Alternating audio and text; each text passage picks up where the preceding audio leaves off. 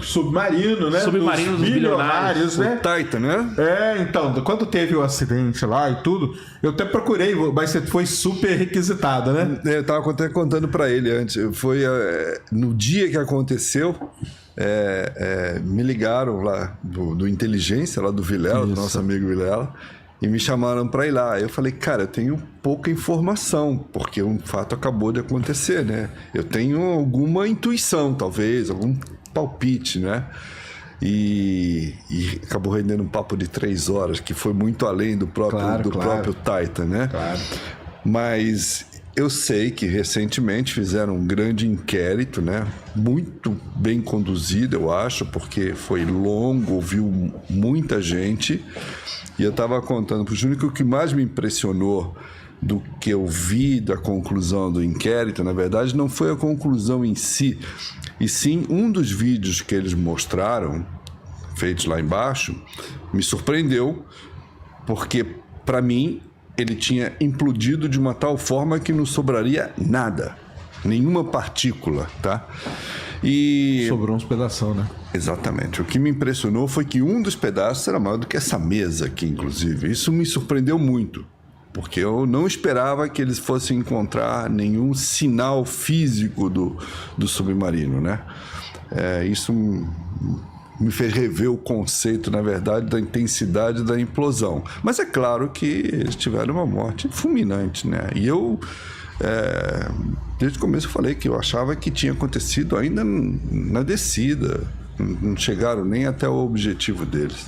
Aí até pra gente falar, pessoal, quando foram fazer o Titanic, né, aquele filme, o James Cameron desceu lá com o submarino. O James Cameron, sim. É muito legal, porque tem até os documentários que mostram, né? Eles vão no grandão e soltam até aquele pequenininho, né? Isso, um robozinho que entra e tal. Aquele lá do James Cameron, ele era feito do quê? De ferro? De que era? Eu não sei o material dele, mas com certeza não era talvez titânio. Talvez titânio, que é o material mais adequado para esse tipo de, pra aguentar de a pressão, profundidade, né? Exatamente. Porque o Titan, ele tinha peças em titânio que resistiram. Uma das peças recorridas tinha uma janela grande que era de titânio, mas a essência dele era a fibra de carbono, não é? Fibra de carbono. Aí tem pro pessoal aqui, para quem não sabe entender, como que é no oceano? A cada tantos metros, como que é mesmo? Aumenta? Eu não vou chutar o número porque eu corro sério risco de errar. Mas assim, abaixo de 15 metros de profundidade, que é uma profundidade rasa, que você olha para cima e ainda vê o céu, você já está sujeito a uma pressão absurda. Quanto mais você desce, é exponencial, não é que ela vai aumentando, ela vai duplicando, sim, não é? Então, quando você chega em profundidades abissais, como era o objetivo do Titan, aí é uma coisa difícil de você mensurar, a força que está sendo exercida sobre o objeto, né? Você sabe que o primeiro submergível de grande profundidade ocorreu ainda na década de 1950, que é um feito bem interessante. Chamava-se Trieste.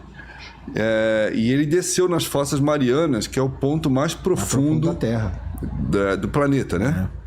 Naquela época era o ponto mais profundo conhecido. Hoje em dia está comprovado que realmente era ele, que se não me engano são 11 mil.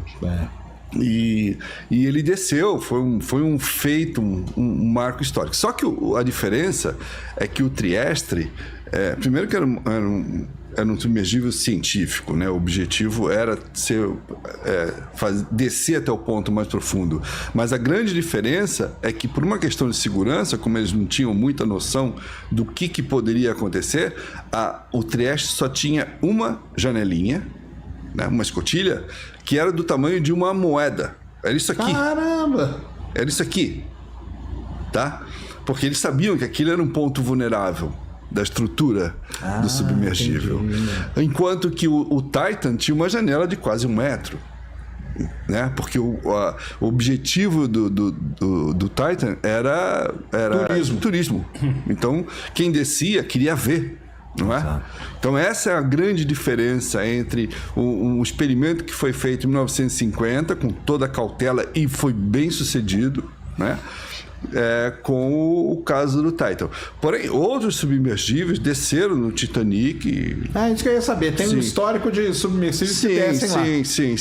Logicamente é um ponto de visitação, depois do acidente do Titan, esse movimento, no primeiro momento, parou. Vai retomar agora com outros critérios, né? Com outras exigências, mas antes do Titan, vários submergíveis já tinham descido, inclusive com operações comerciais. E o Titan mesmo já tinha descido. O Titan, esse talvez seja um dos problemas do Titan, porque eu entendo que quando uma máquina desce numa profundidade dessa e fica sujeito àquela pressão, ela precisa passar por uma checagem minuciosa, que não é feita a olho nu para você descobrir uma trinca, porque você não vai ver. Você não vai conseguir medir a fadiga do material dessa maneira. E é uma checagem complexa e cara. E ali era uma operação comercial, então que o cara não quer gastar, reduzir custo. Exatamente, não gastar significa aumentar o lucro, não é? Exatamente. E o Titan já tinha descido, eu não me lembro mais de cabeça quantas vezes, se não me engano eram 10, uma coisa assim. E cada vez que ele descia, ele era submetido àquela pressão. E aquilo eu acho que vai gerando uma fadiga interna do material. Chega no momento que dá a ruptura, né? A implosão. Entendi. Mas aquela ideia dele ter batido em alguma coisa não tem, não? Olha... Numa parede, numa coisa... Eu não acredito. E ter dado a primeira trinquinha ali. O senhor acha que a trinca veio... Não, eu acho que a colisão pode ter acontecido em outras expedições anteriores. Ah, sim. Isso pode ser. Isso pode ser. Não naquela, porque... O que o pessoal da audiência lá do submarino tá falando a respeito disso? Que foi realmente uma fissura que fez com que... que eles foram, né, negligentes no caso de passar o equipamento por uma vistoria, né? Que devia ter sido passada. Porque é muito complexa e muito cara, muito demorada, entendeu? E ele tinha que parar a operação muito tempo, porque o lance dele qual que era? Ele descia com uma galera, ganhava aquela grana, subia, e logo depois ele queria descer de novo. Mas ele tinha que ter parado. Isso ia parar a operação dele por um tempo longo, que ele ia ficar sem ganhar dinheiro, gastando, entendeu? Então, eu também acho que ele não tinha o submergível mais adequado para esse tipo de atividade. Entendi. Eu acho que o projeto do submergível, era aquém do que ele precisaria ser para ser seguro, não é? Entendi. Então, houve, claramente imprudência. Houve claramente interesses comerciais, falando mais alto do que a questão da segurança. Com certeza. Infelizmente, os bilionários não estavam cientes do risco? Eles não assinaram um termozinho lá? Todo mundo com certeza assinou termos, eu não tenho detalhes, mas com certeza assinou. Mas, veja bem, se o dono do negócio vai junto com você, você tende a achar, não, é seguro. É verdade. Não é? É que nem entrar no avião, né? É igual o Richard Branson, da Virgin. No primeiro voo ele estava junto. Isso. Aí você dá uma confiança a mais, você parte da premissa que se o cara tá junto é porque dá para ir. Exatamente. É isso mesmo. Eu acho que nenhum turista desse que é leigo no assunto questionaria a segurança. Porque se o cara tá indo, uma autoridade marítima, que era o francês lá, que não é um cientista, mas é um cara que entende muito de mar. Se eles estavam indo, então você fala, pô, tô bem acompanhado, né? Dá para confiar. Deu no que deu. Mas aí o que você acha que aconteceu, então? A implosão ela não foi tão forte quanto a gente pensava lá no começo. Pelo menos ela não foi tão forte quanto eu imaginava. Eu imaginava que eles teriam sido pulverizados, eles e o submergível. Que eles foram pulverizados, eu não tenho dúvida, porque o corpo humano é muito mais macio do que o material do submergível. Mas eu fiquei realmente surpreso de encontrarem algo. Eu fui meio taxativo na época, imprudentemente taxativo, de que não iam achar nenhum vestígio. E acharam. E é surpreendente. A hora que eu vi o tamanho da peça, eu falei, uau! Né? Mas eu achei o inquérito muito bem conduzido, foi sério, sabe? Não foi sensacionalista, eu achei muito legal. E com certeza ele vai fornecer uma série de subsídios para as operações futuras, porque já vão começar agora. Na verdade, já estão em articulação para voltar a começar dentro de certos padrões. Mas é essa mesma empresa ou outras? Não, essa empresa não, outras empresas. Essa aí não vai Outras mais. empresas, entendi. Talvez ela vá com outro antes- nome, não é? Mas eu acho pouco provável. Antes de resolver essa questão judicial, acredito que não, porque ela vai pagar uma nota nessa brincadeira aí, né, não, Sérgio? Não sei qual a penalidade pra ela, não sabe, né? Que eles vão ter que indenizar a família, sim. Principalmente a família que perdeu pai e filho, né? Agora o foda é como você vai indenizar uma família de bilionário. Então, não vai ser pouco, não. Né? Os caras pagaram... Tá aqui, indenização. Pagaram quanto? Pô, a indenização, pô, o cara chega não sei quantos bilhões, como fazer? Pois é. Mas quanto que eles pagaram pra fazer a medição? Não sei. Ninguém sabe, Não né? sei. Esses valores, os Não caras sei. não devem falar, cara. Eles vão revelar ainda. Certeza. Porque, na verdade, o cara tava levando essa galera aí pra depois tornar o negócio... É mais ou menos igual o negócio do espaço, né? Ele já tinha levado outros Já antes, tinha, né? Eles né? não eram os primeiros Não eram os passageiros primeiros, do isso. Titan. Não era. E você leva essa galera aí pra fomentar o negócio. E depois... Eu acho até que os primeiros não correram risco, tá? O risco veio depois, porque o submergível já vinha sendo usado, já vinha sofrendo essa fadiga, então o risco era depois. Não é que o argumento de que ele já fez tantas viagens e não aconteceu nada, esse é que é o perigo. O perigo, na verdade, está exatamente aí. Claro. Não haveria perigo se fosse feita uma vistoria meticulosa, que não aconteceu. Isso mesmo. Aí vamos acompanhar aí, né? Quais são os desdobramentos aí. O senhor iria? Eu diria. Nesse ou não nesse ou em outro? Eu vou falar que Ou iria dar uma checada eu antes, acho né? que eu iria. Iria? Já me chamaram a atenção, porque eu já falei isso uma vez, como sendo uma maluquice. Mas eu acho que eu iria, sim. Eu acho que eu iria. O máximo que eu consegui fazer até hoje foi andar num submarino convencional e já achei uma coisa Que profundidade? estupenda. Aqui no Brasil mesmo, um submarino da Marinha que me convidaram uma vez para dar uma volta e eu achei sensacional. Mas ele estava na superfície. Não, a gente submergiu, mas submergiu. não muita coisa, era só um exercício um treinamento. E eu já achei fabuloso você estar conversando que nem a gente está aqui a 50 metros de profundidade, para mim já era maravilhoso. Legal. Então, mas o submarino da Marinha não tem janelinha, né? Então você não vê nada. Né? Então você iria. Mas ia dar uma pesquisada antes. Mas eu acho que talvez eu fosse, sim. Talvez a curiosidade fosse maior.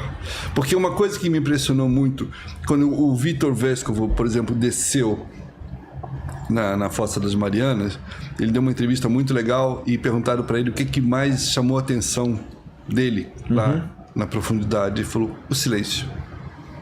Claro que ele não estava ouvindo. Mas, enfim, era um silêncio absoluto, né? Tão profundo, quase 11 mil metros, que não tem ruído, não tem nada. Não chega a nada, né? Chega a uma nada. paz, né? Deve ser uma paz, né? Rapaz. De certo modo, Você né? só precisa abstrair que você está naquela profundidade, né? Exatamente. E você acha que eles tiveram consciência que ia acontecer acidente? Não, acho que não. Não? Não. Porque chegou a circular aí algumas caixas pretas de gravação que eles tinham... Não creio. Eu acho que a partir do momento que eles perderam a comunicação com o navio, Foi a hora que aconteceu. a partir dali, tudo que foi divulgado como sendo ruídos, comunicação, para mim, tudo aquilo é falso. Eu acho que a partir dali não houve mais nada. E acho que eles não...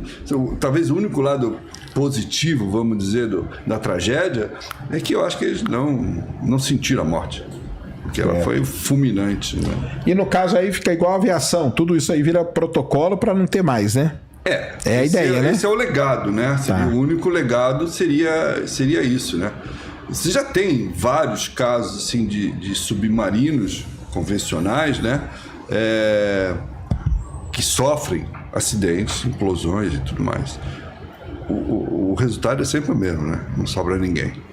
Um caso mais famoso aqui, recente é o Kursk, né? O Kursk, e teve aqui na Argentina o Ara San Juan, há 4 anos atrás. 4 anos atrás. Mas o Kursk, qual foi o final dele? Não acharam ninguém? O que deu? Morreu?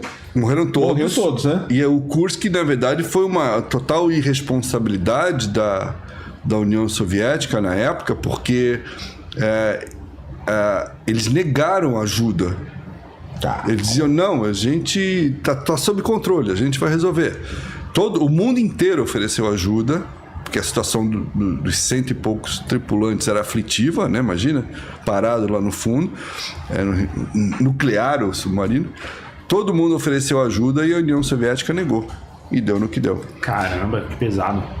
Bem pesado. E o caso mais recente de implosão grande foi o submarino na Argentina. Morreram 40 e poucos a 50, todos os tripulantes do submarino, que ele sofreu também uma implosão, não total, porém parcial, mas suficiente para acabar com todo mundo. Entendi. E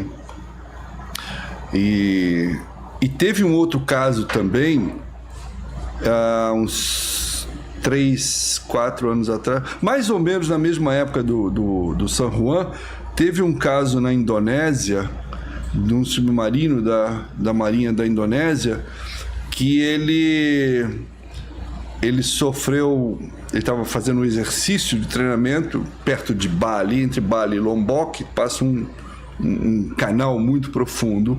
Eles estavam fazendo um exercício lá e esse submarino foi vítima de uma onda submersa, que é um fenômeno que existe, cuja semelhança, inclusive, é a aviação.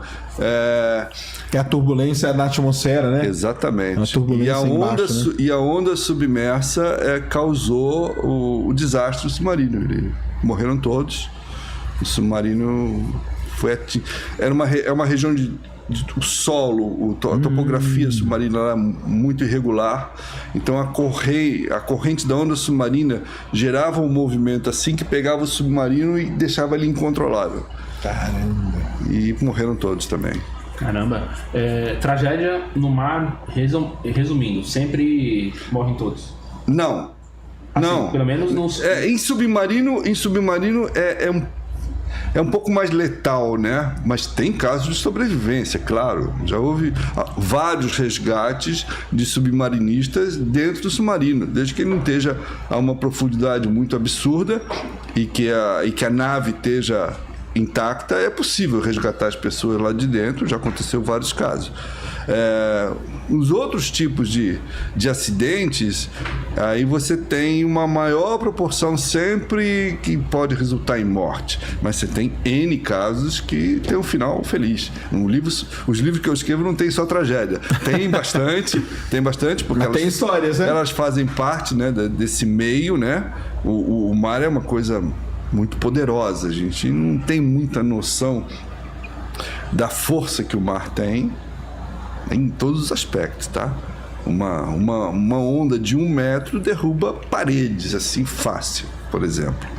Então, o mar é muito poderoso, então tem que lidar com certo respeito com ele, não admite abusos muito, né? Você sabia que existe curso superior reconhecido pelo MEC em apenas 3 meses? Sim, existe, pessoal. De acordo com a Lei de Diretrizes e Bases de Educação 9394/96 e de acordo com o MEC.